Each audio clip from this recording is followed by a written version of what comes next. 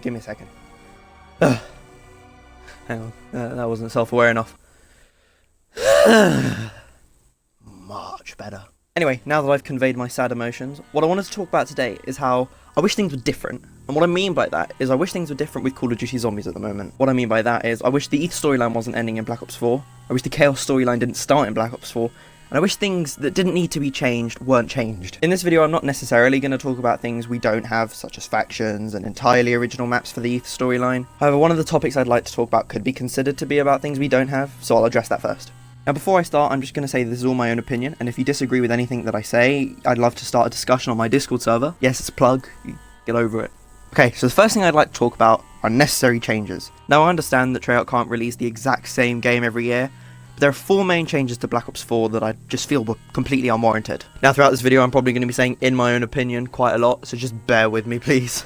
The first of these changes is the change of the perk system. There are more perks in Black Ops 4 than any other version of Zombies. At first it sounds amazing until you're told you can only equip 4 of them per game. Previous games have similarly only allowed a player to obtain a maximum of 4 perks. However, in the past there were, depending on the map, more than 4 perk machines on the map, meaning the player didn't have to decide what perks they wanted prior to the game, and if they wished to purchase a different perk after being down, they had the option to do so. This change, out of all the other ones, is especially frustrating to those who wish to change their perks depending on what map they're playing, and end up starting a game with the wrong perks equipped, or even worse, you've made a class, and you're about to jump into a game of Classified. You just realise that you've made the class for the Chaos storyline and not the Ether storyline. I give that example because it happened to me literally the other day, and I know it may be silly, but it's actually what made me stop playing Black Ops 4 and go onto a different game because I just got too frustrated. So what happened was I had just prestiged, jumped into a game of Classified, realised I didn't have a class, backed out, made a class, Chaos storyline. When I loaded up Classified again, obviously I didn't have my class equipped. That just really grinded my gears, so I went and played World War II and decided to snipe and record it. Wink wink. This actually leads me on to the second and third change I personally feel is unnecessary. The addition of creator class and special weapons to Zombie.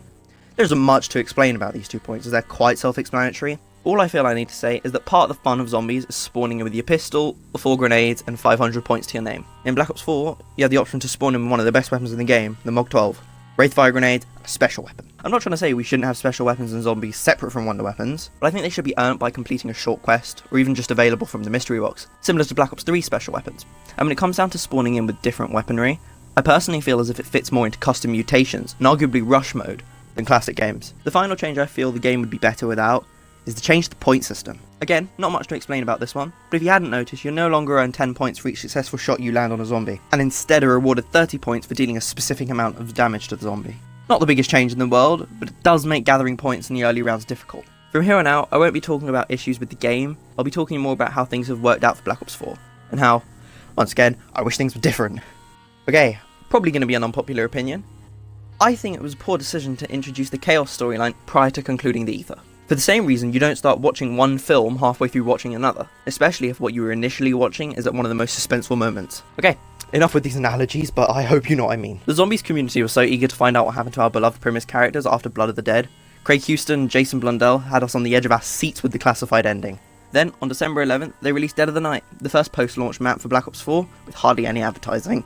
The map was fun, but it left us missing Takeo, Dempsey, Nikolai and Richtofen. Then, on March 26th, Treyarch released Ancient Evil. They did a better job on the marketing this time around, but it left us without a hint of Ether. Just to clarify, I do understand they're entirely separate stories, it's not like I expected to see anything from Ether in Ancient Evil, but the community's excitement for the Ether storyline to continue was beginning to wither. To me it seemed as if the post-launch Chaos content was only added before Ether, as a way of saving the best till last. I'm not saying that either of the 2 post-launch Chaos maps were even remotely lackluster, as that's not the case. It just felt, at least to me, as Treyarch thought those maps wouldn't interest players post-Ether.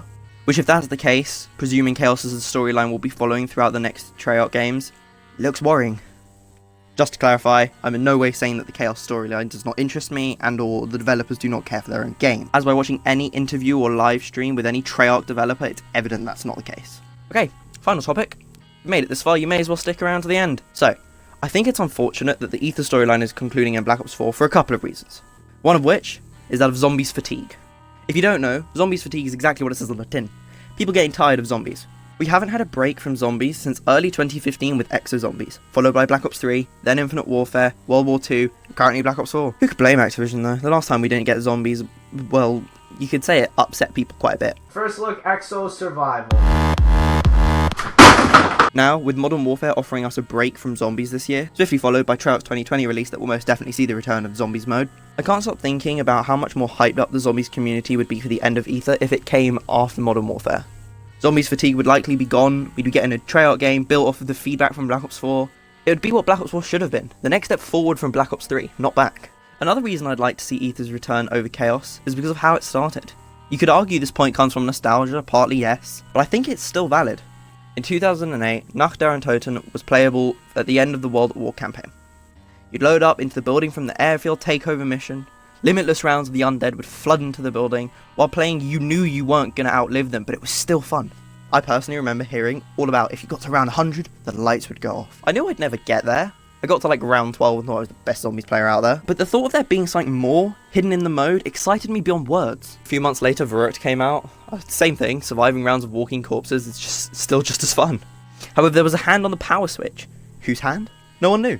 Next up, Shino Numa. You load up into the map for the first time, somehow excited to do the same thing that you've already been doing on 2 other maps for so many hours that you're embarrassed to admit it. And hang on, there's a man hanging, missing an arm, his left arm. I distinctly remember backing out of my first ever Shino Numa game, loading up Verrückt so fast, making my way to that mysterious hand on the power switch, and sure enough, it was the left one. The connection blew my mind at the time. Once I had actually played Shino Numa properly, I was intrigued by these new characters. Not just repetitive marines, actual characters. I remember thinking all about whether these characters knew anything else about this hanging man. Now of course we know all about Peter McCain, my personal favourite character in zombies. Which is interesting to me because the first ever time we hear anything of Peter McCain is technically Verrückt with the hand, and Verrückt is my personal favourite map. And finally for World at War we got Doris, where the story really kicked off. A small bonus mode that over time began to form a story as a result of eager community members piecing one together, rather than having a strict exact narrative, having one built almost entirely from speculation. I'd like to think I'm justified in saying I care more for the narrative we sparked as a community than the Chaos story, one that's been written with a strict narrative from the get-go.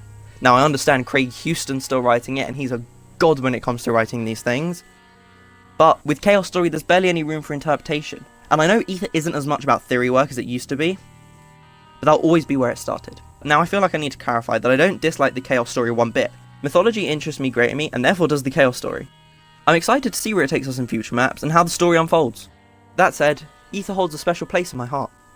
I said this earlier, but if you'd like to start a conversation regarding anything I've said in this video, my Discord server will be linked in the description of the video. So that pretty much sums up everything I wanted to talk about in this video. Thank you very much for watching. If you liked the video, drop a like on the video. If you disliked the video, drop a dislike on the video. Thank you very much for watching once again, and I will see you in the next video.